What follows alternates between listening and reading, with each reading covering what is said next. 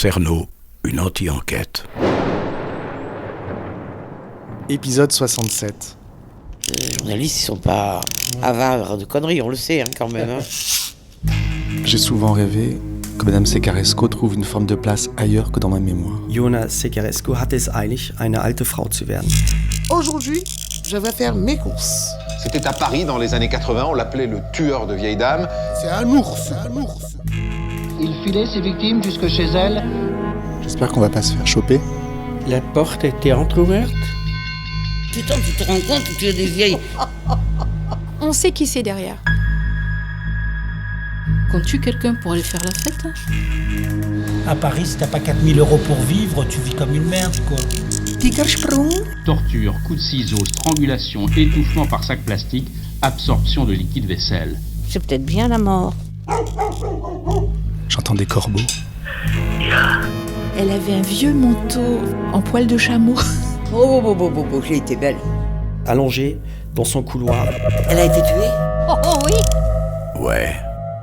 Si vous ressentez le besoin de comprendre, Moi ? donnez-vous le temps. Mademoiselle Secaresco. 1913, 1984. Oui, Jacqueline, oui.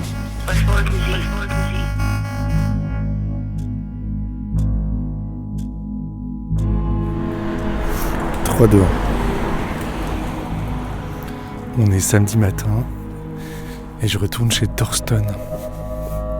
On a prévu d'appeler Marie-Louise Scherer ce matin, la journaliste allemande, en espérant qu'elle sera pas malade cette fois-ci et qu'elle pourra nous parler.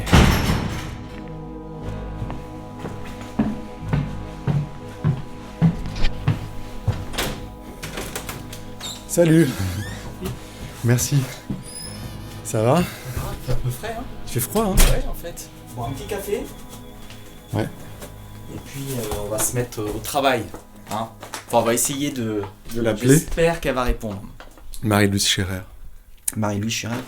On se demandait si elle était en maison de retraite ou est-ce qu'elle habite seule. Enfin, je pense pas qu'elle habite seule. Elle doit avoir une aide, une infirmière ou... Je peux pas imaginer qu'elle soit autonome, en fait. Moi, je l'imagine seule dans une grande maison à la campagne.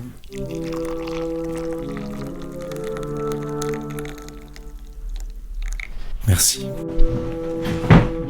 On y va ? On dit bah oui.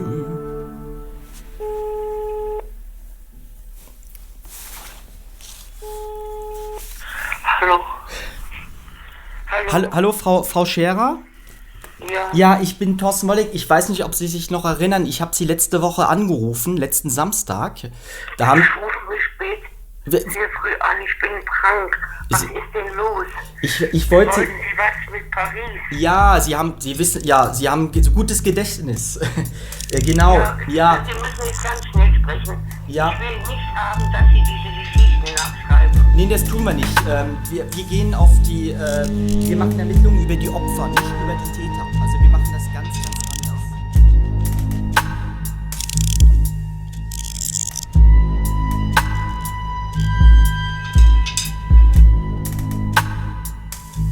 So, ich hänge jetzt an, weil ich jetzt nicht mehr weiterreden kann. Ja, wiederhören, Frau Scherer, wiederhören. Danke. Alors, Elle a l'air bien malade. ouais. Et donc elle me répète qu'elle est très faible, qu'on l'appelle trop tôt et qu'on pourrait parler une autre fois. Alors, elle a quand même pris mon numéro de téléphone et mon nom. Ce qu'elle explique, bon, elle a redit que elle voulait pas qu'on touche à l'affaire, clairement. Ah bon ? Oui. C'est son affaire. Ich will nicht, dass sie damit was zu tun haben. Also, elle veut pas qu'on ait qu'on mène l'enquête, quoi, quelque part. C'est comme, ouais, c'est un peu, je sais pas comment traduire mot pour mot, mais ouais, qu'on n'ait pas affaire à ça.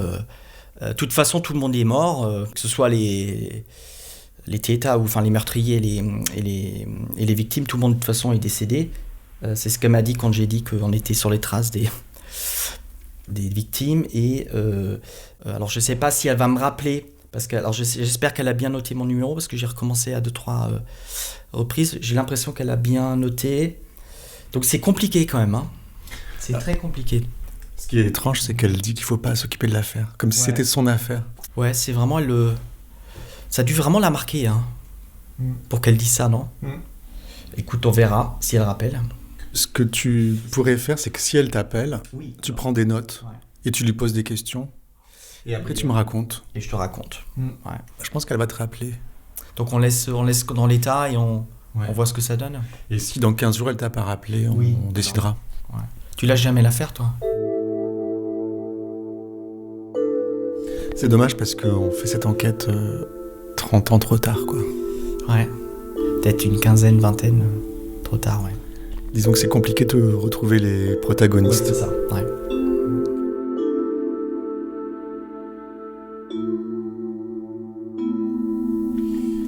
Qu'est-ce que tu vas faire aujourd'hui? Alors je vais aller jouer à la pétanque. J'ai 2 frères et un autre ami, on est 4. D'accord. Donc on va aller jouer à la pétanque au cœur de Paris. Tu vois souvent tes frères? Je vois, ouais. Bah on est 6 frères. Et on est 6, ouais. Et on est très proches, tous. Je suis fier de tous mes frères. C'est vrai? Ah oui. Énormément, ouais. Et tous différents. Alors, il y a des écarts assez importants en termes d'âge. Donc, il y a 21 ans d'écart entre le premier et le dernier. Mais on est tous très proches et on prend soin les uns des autres.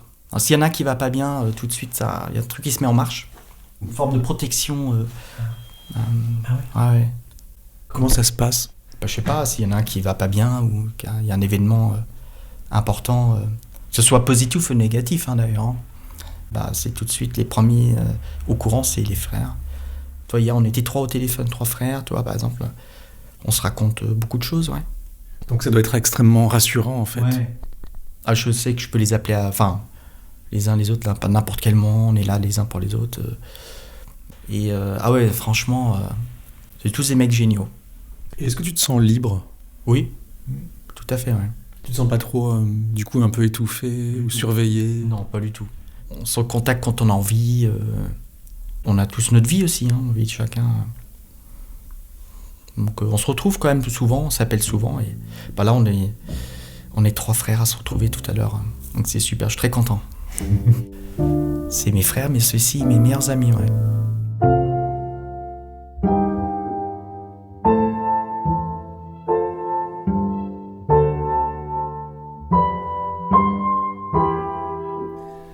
Aujourd'hui, tu vis seul? Ouais. Alors j'ai vécu en couple pendant 10 ans. Donc j'ai aussi l'expérience de vie à 2, tout ça. Et c'est pas pareil, ouais. C'est différent. Je sais pas quelle est ta question exactement, mais... Je pense que tu as dû être très entouré étant enfant avec tes frères et tu n'as jamais été habitué à vivre seul. Alors toujours très autonome, c'est-à-dire que je me retirais... j'avais toujours cette liberté de me retirer dans mon... Puis j'étais dans mon monde de musique. Donc j'ai toujours passé beaucoup de temps seul. Déjà j'étais très... pas solitaire, mais en fait je m'ennuie jamais. Là tu me demandes ce que je fais aujourd'hui. Là c'est à peu près... j'ai rendez-vous avec mes frères, tout ça, mais si j'ai passé rendez-vous, en fait ma journée elle passe très vite parce qu'entre les bouquins, la musique, j'aime beaucoup l'histoire, je regarde beaucoup de choses, ou je me balade dans Paris pour voir des lieux. En fait j'ai 10 000 choses à faire. Donc le fait de vivre seul, je le vis très bien, mais il manque quelque chose, quoi.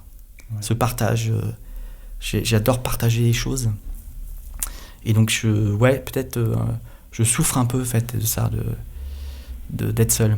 Tu te sens un peu incomplet? Ouais, complètement, ouais. Et c'est quand même une souffrance. Ouais. Après, je laisse venir les choses. La période en ce moment, comme tu l'imagines, n'est pas idéale pour faire des rencontres. Mais voilà, je suis hyper optimiste, joyeux, donc je me laisse pas abattre. Du coup, t'es sur des applis? Ouais. De rencontres? Ouais. Là aujourd'hui, je suis dans une dynamique où je veux faire ma vie à quelqu'un, potentiellement, je veux dire, je veux être papa aussi, j'aimerais beaucoup avoir un enfant ou plusieurs. Je vais avoir 40 ans, bientôt, donc c'est quand même des choses qui me traversent l'esprit.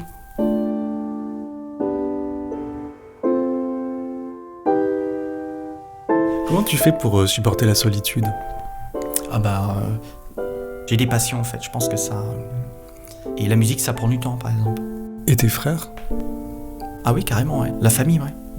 Ah oui, ça, c'est évident, ouais. Dans les bons et dans les mauvais moments, d'ailleurs, ouais.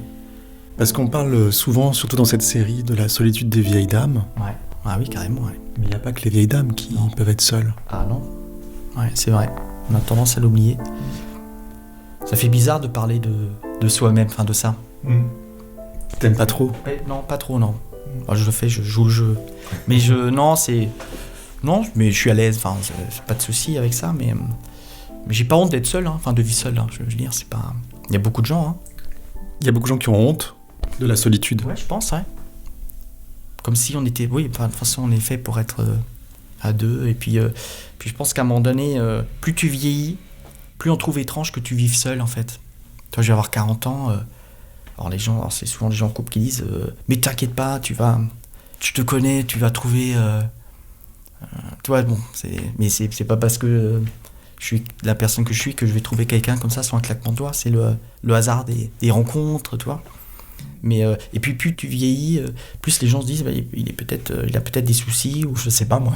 C'est ça. On pense qu'il y a un problème derrière. Il y a un problème et qu'il n'arrive pas à se poser avec quelqu'un ou bon, j'ai passé 10 ans avec quelqu'un et bon, j'ai déjà dû enfin après la rupture, bon, faut quand même s'en remettre. Donc tu prends un peu de temps aussi pour... mais et après, c'est le hasard des rencontres. Hein. Puis là, bon, évidemment, le contexte, il est complètement... Il nous met quand même des bâtons dans les roues, là. Bon, les applis, c'est une chose, mais à un moment donné, on rentre dans le réel, dans le dur. C'est-à-dire qu'il y a les discussions virtuelles et puis vient le moment où on a envie de se voir. Donc là, en ce moment, masqué, tout ça, c'est pas facile. Voilà, donc... mais je le vis très bien et je me dis, je vais rencontrer quelqu'un à un moment donné. C'est pas... Enfin, je rencontre des gens, enfin, des femmes, mais après, ça le fait pas. On verra bien. Peut-être que je suis un peu exigeant aussi. Possible. Moi, je suis quelqu'un de passionné dans la vie. Puis j'aime bien qu'on me fasse découvrir des choses. Parce que je fais beaucoup découvrir de choses en général, la musique, enfin, mon univers. Et je pense que j'ai besoin de quelqu'un qui fasse un peu pareil. C'est comme si je lance un appel, là. Non, mais en fait, il faut pas que je me pose trop de questions. Eh ben, Thorsten. Ouais. Bon, merci beaucoup, bonne journée alors. Merci, et puis on suit cette affaire Marie-Louise Scherer. Ensemble, j'espère qu'elle va me rappeler. Plusieurs dames seules et âgées ont trouvé la mort de façon violente depuis un mois dans un périmètre de 1500 mètres autour de la butte Montmartre. La police enquête. Pour l'instant, elle ne semble pas posséder d'éléments véritablement significatifs. Lundi, 60 boulevard de Clichy, Yona Segarskio, 71 ans, est assassinée. Mercredi, Alice Benaïm, 84 ans, est retrouvée morte au 15 rue Marc Seguin. Jeudi, 77 rue Pajol, c'est Marie Choix, 75 ans, qui est tuée. Hier, vendredi, enfin, Maria Nico Diaz, 75 ans, est poignardée au 27 rue des Trois Frères. J'allume ma petite lampe de bureau et j'ai 2 livres sous les yeux dont je voudrais vous parler. Le premier, c'est Dora Bruder, un livre de Patrick Modiano que j'ai lu il y a 1 an à peu près, au moment où je commençais à m'intéresser à Johanna Secaresco. Alors je vous résume l'histoire. Dans les années 80, Modiano a lu une annonce dans un vieux journal qui datait de 1941. Elle avait été rédigée par des parents qui recherchaient leur fille pendant la guerre et qui donnaient sa description. On recherche une jeune fille, Dora Bruder, 15 ans, 1m55, visage ovale, etc. Adressez toutes indications à Monsieur et Madame Bruder, 41 boulevard Ornano, Paris. Modiano, donc, intrigué par ces quelques lignes, s'est efforcé, une quarantaine d'années plus tard, de retrouver la trace de cette jeune fille et de reconstituer sa vie. J'avoue que le petit livre m'a bouleversé. Il écrit notamment « Il faut longtemps pour que ressurgisse à la lumière ce qui a été effacé ». Alors je comprends bien ce qu'il a voulu dire. Retrouver les traces d'une personne disparue est un travail minutieux, très long, pour lequel il faut s'armer de patience. On doit mener des recherches précises dans des archives qui ne permettent que de retrouver d'infimes informations. Ce que raconte son livre, c'est que c'est un travail indispensable, que les gens, même inconnus, même disparus, sont précieux et que leurs existences racontent tout un monde. C'est comme ça que moi je le perçois en tout cas. Sinon, il y a un passage qui a particulièrement retenu mon attention. Dora Bruder, donc cette jeune fille, était inscrite en 1940 dans un internat religieux de la rue Picpus à Paris. Modiano s'est rendu sur les lieux Mais l'internat avait été démoli et remplacé par un grand immeuble. On le sent un peu déçu de ne pas pouvoir visiter ou même voir ce bâtiment où a vécu Dora Bruder. Et il déplore qu'il ne subsiste aucune description de l'endroit. Et un jour, en relisant Les Misérables, il s'aperçoit que Victor Hugo décrit une traversée nocturne de Paris par Cosette et Jean Valjean. Et sur quelques lignes, Victor Hugo décrit le jardin d'un couvent où il se réfugie, situé à la même adresse que le pensionnat où était Dora Bruder. Modiano écrit qu'il croit aux coïncidences et quelquefois aux dons de voyance chez les romanciers. C'est comme si Victor Hugo avait laissé dans son œuvre quelques indices à Patrick Modiano, comme s'il était venu à son secours depuis le passé.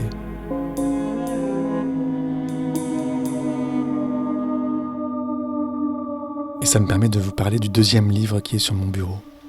C'est « Laisse flotter les rubans » de Jacqueline de Romilly.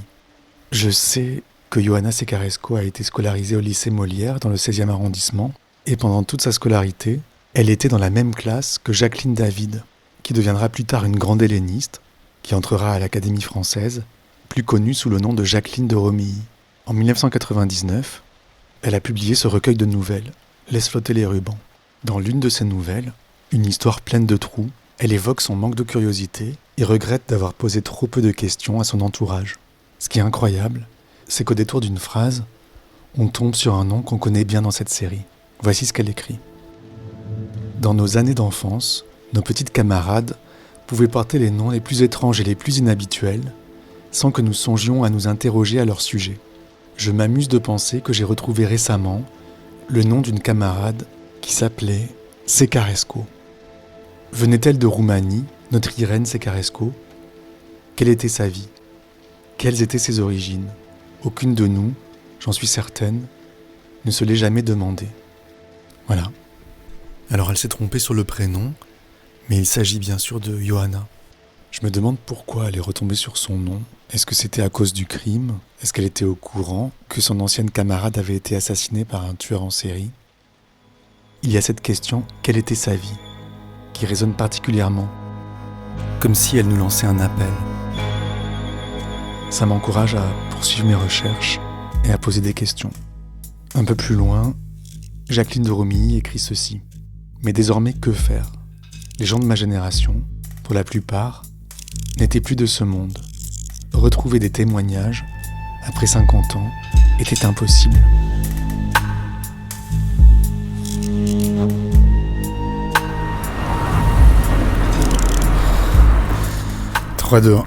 Je suis à vélo, je suis en train de monter une côte très raide qui conduit à l'observatoire de Meudon où j'ai un rendez-vous avec Claudine.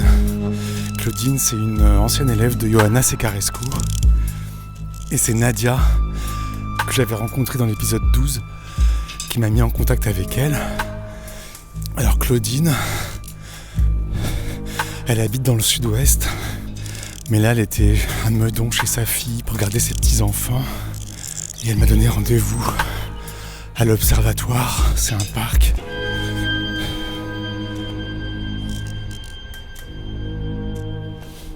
Bonjour.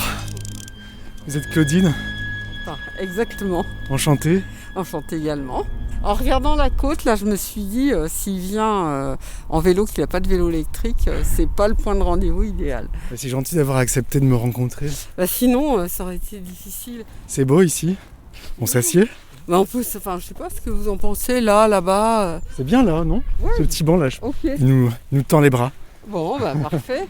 Vous regardez mon appareil avec inquiétude. Ouais, non, je regarde, je me dis, ah là là, moi qui ai horreur de ça, qui suis toujours très timide, très discrète. Et... C'est vrai ? Ah oui, ça m'a... Ouais, l'histoire du micro, j'avoue que ça m'a un petit peu refroidi.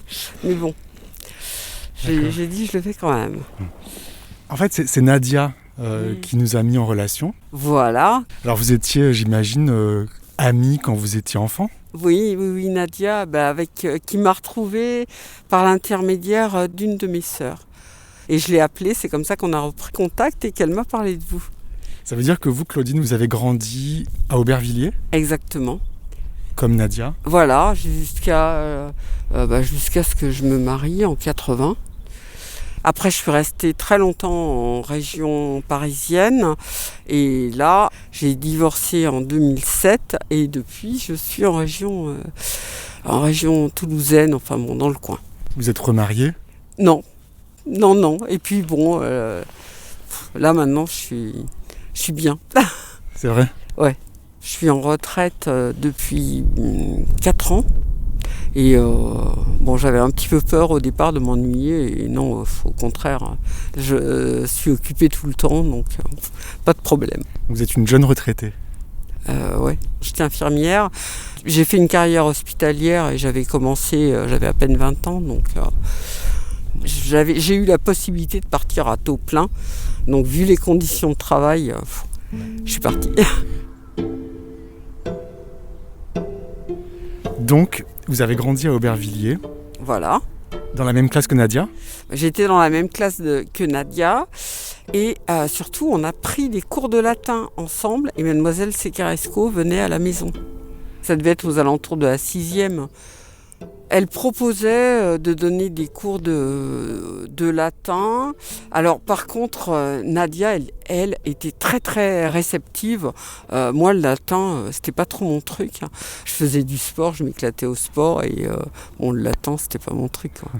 Donc vous aviez eu Johanna Secaresco comme instit ? En CP, ouais. D'accord. En CP. Et par contre, je garde une image d'elle. Vraiment, c'était une légende, quoi. C'était la besace, le cartable, la jupe, le pull. On avait l'impression qu'elle avait toujours le même. Il était comment ce pull ? Il était beige, long et pas du tout féminin, avec une jupe longue. À ce moment-là, c'était pas du tout la mode comme les sœurs pouvaient en porter, quoi. C'était Elle avait un sac et un cartable et un sac en bandoulière, en vieux cuir passé. sur elle, c'était toujours pareil, quoi. On avait l'impression qu'elle ne se changeait jamais, que c'était marrant. Et son visage, j'ai pas de souvenir. Je dirais un visage fin, mais j'ai pas de souvenir assez précis. Par contre, je dirais des cheveux grisonnants mi-longs. Il paraît qu'elle avait une très belle peau. Oui, blanche, blanche. Je pense que bien arrangée, ça aurait pu être. Elle aurait pu se mettre en valeur. Vous dites que c'était une légende. Un puits de savoir, ça c'est certain. Et puis oui, c'était un personnage qui sortait de l'ordinaire. Quand on l'a eu, forcément, même si on l'a eu en CP, donc tout petit, forcément on était marqué par ce personnage. Elle se démarquait des autres instits par ses manières de faire aussi. Par exemple, un truc qui m'est revenu, les bons points. Elle donnait pas des bons points comme les autres. Elle prenait des tickets de métro, elle en faisait des chiens et c'était le bon point. C'est-à-dire qu'elle les pliait comme des chiens. Elle les pliait comme des chiens, ouais. Et c'était le bon point, quoi. Quand on avait bien travaillé, qu'elle voulait montrer qu'on avait bien travaillé, et c'était quelque chose qu'elle avait fait. C'était pas un bon point qu'on distribuait comme une image. C'était voilà. Donc elle se démarquait par des petites choses comme ça, qui étaient très personnelles. Vous avez reçu des chiens ? Oui, j'en ai eu quelques-uns. Bravo.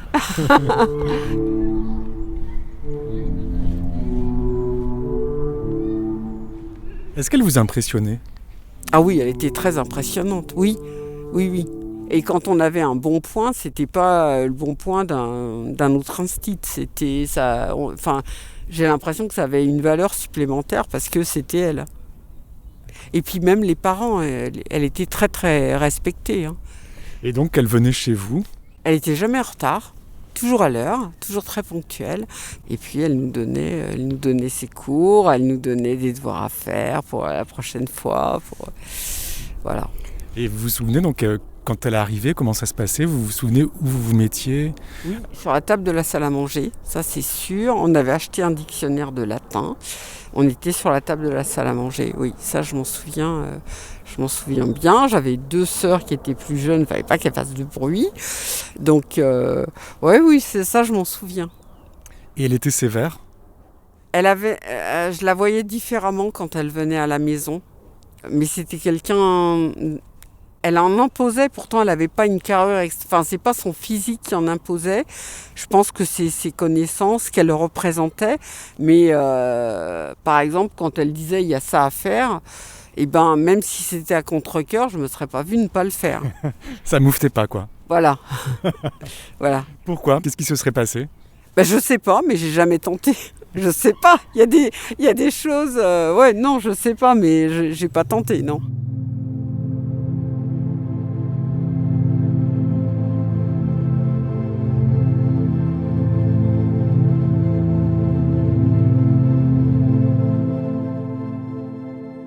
Et elle aimait ces moments, vous pensez, de leçons qu'elle vous donnait ?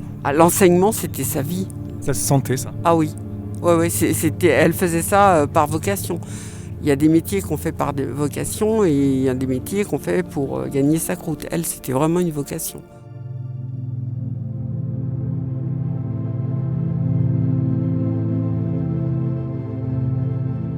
Est-ce qu'après les leçons, vous avez pensé à elle ?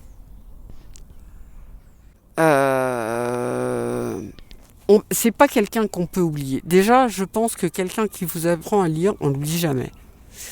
Donc non, je ne l'ai pas oublié.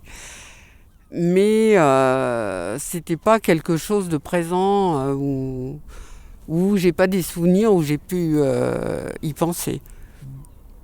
Par contre, j'ai été très très très choquée quand j'ai appris qu'elle avait été assassinée. Alors là, franchement, j'ai été choquée. Comment vous l'avez appris, son assassinat ? À la télé. À la télé, et donc ils ont une vieille dame, hein, ils ont donné son nom et il y avait une photo, je crois.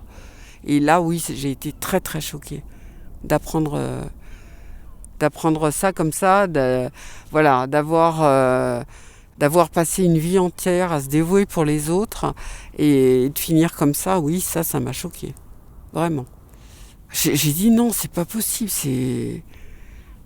Enfin, je voulais pas y croire. Je voulais pas y croire. Et j'ai cherché à savoir si c'était vraiment elle, s'il n'y avait pas d'erreur, si elle ne pouvait pas avoir une sœur. Voilà, si... Donc j'ai lu les articles qui parlaient d'elle, un site, machin, une enseignante, donc bon, forcément c'était elle. Mais sur le coup, je voulais pas y croire. Qu'est-ce que vous savez du crime, de ce qui s'est passé ? Je sais que c'était un tueur, Georges, c'était un tueur en série et que malheureusement elle a dû souffrir et se rendre compte. Et ça, j'ai pas voulu en savoir plus en fait. J'ai pas voulu. Je trouvais ça trop horrible pour fouiller davantage. Après, est-ce que du coup vous avez gardé son souvenir ? Est-ce que vous avez continué à y penser, à cette histoire ? Ça m'a perturbée pendant longtemps. Oui, ça m'a vraiment perturbée pendant longtemps. Et puis bon, c'était quelqu'un qu'on respectait, et de savoir ça, non, ça m'a vraiment choquée. Oui. Ouais. Personne ne mérite ça. Personne ne mérite ça. Mais quand c'est quelqu'un qu'on a connu, ça touche davantage, forcément. C'est le fait qu'elle ait pu souffrir. Je me dis, elle a toujours vécu seule, elle a été retrouvée 2 jours après. C'est terrible de finir comme ça, de souffrir, d'être seule, enfin, on imagine des cris, enfin, je sais pas, mais oui, effectivement, on s'imagine des choses. Elle était bâillonnée, je crois. Ah, c'est horrible. Bon. De finir sa vie comme ça, moi, c'est horrible. Je me souvenais pas par contre qu'elle avait été bâillonnée et que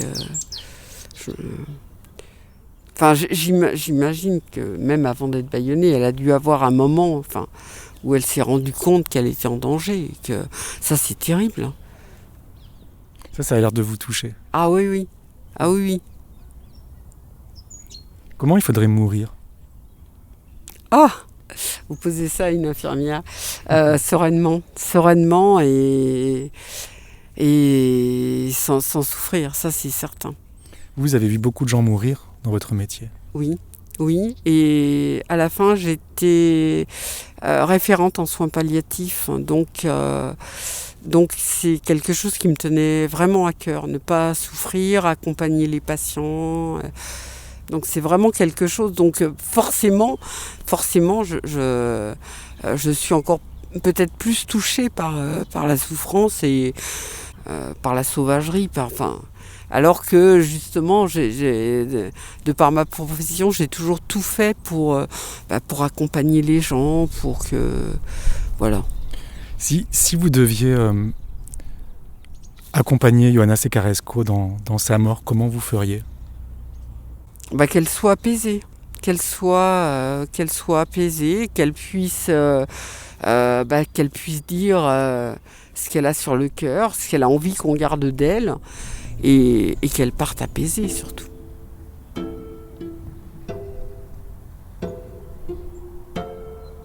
Est-ce que vous pensez que les gens, quand ils meurent, comprennent qu'ils sont en train de mourir ? Il y en a, oui. Il y en a.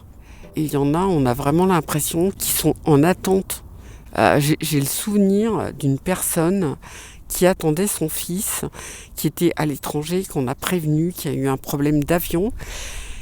Et elle était, médicalement parlant, elle était dans le coma. Et je lui parlais, je lui disais où il en était, qu'il fallait encore attendre, qu'il y avait un problème.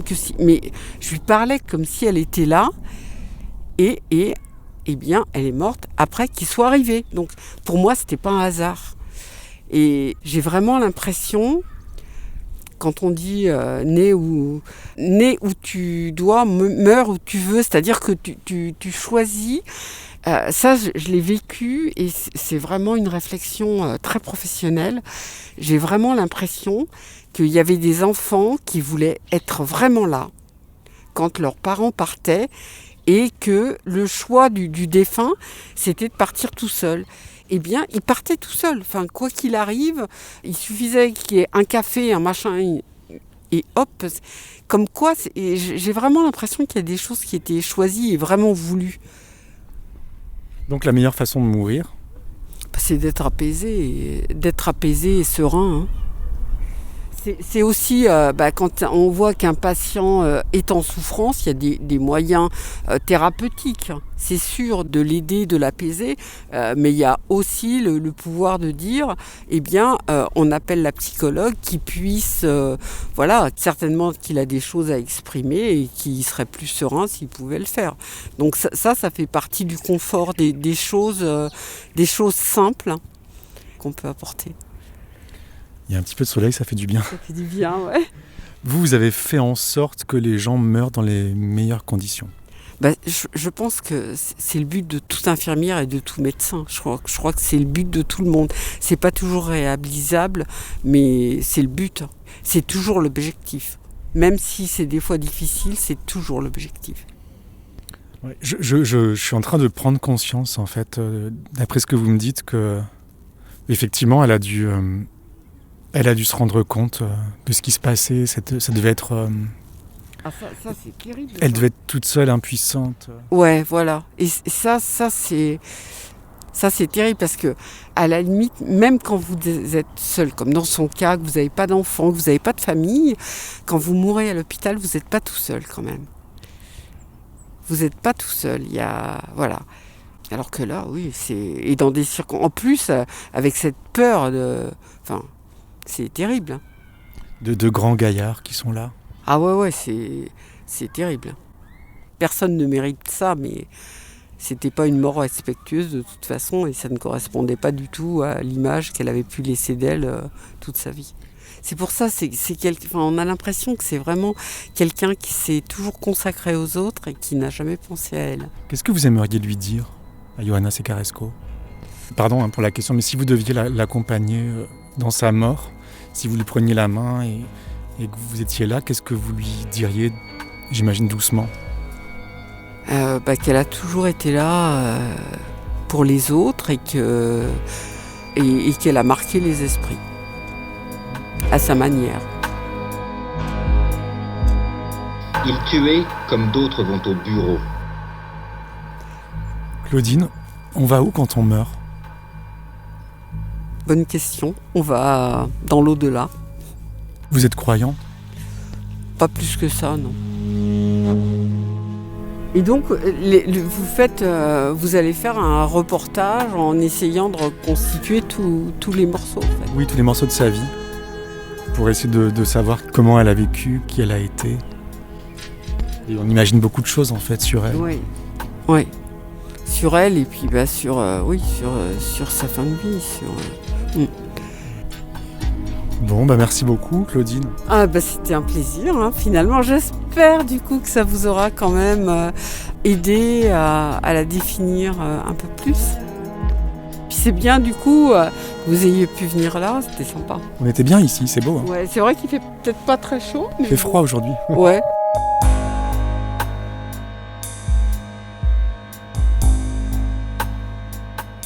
Et bonne continuation. Merci Claudine, merci beaucoup d'avoir accepté. Au plaisir, au revoir.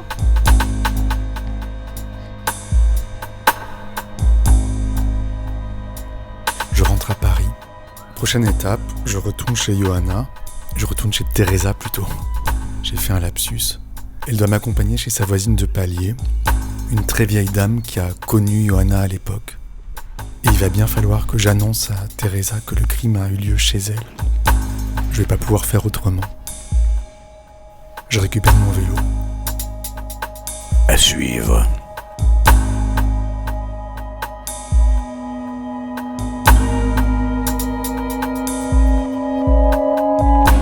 Merci à Farah pour sa présence et ses conseils, à Théo Boulanger pour sa musique, ainsi qu'à tous les contributeurs au Patreon qui financent ce travail. Comme eux, vous avez la possibilité de participer à cette anti-enquête et d'écouter des épisodes inédits en vous abonnant sur patreon.com/cerno. Patreon.com/cerno. Et si vous ne pouvez pas, mettez des étoiles et laissez des commentaires sur votre appli de podcast. Un grand merci, rendez-vous dans 2 semaines pour l'épisode 68, et d'ici là, ne laissez pas traîner vos grands-mères. Ne laissez pas traîner vos grands-mères. Cerno, une anti-enquête.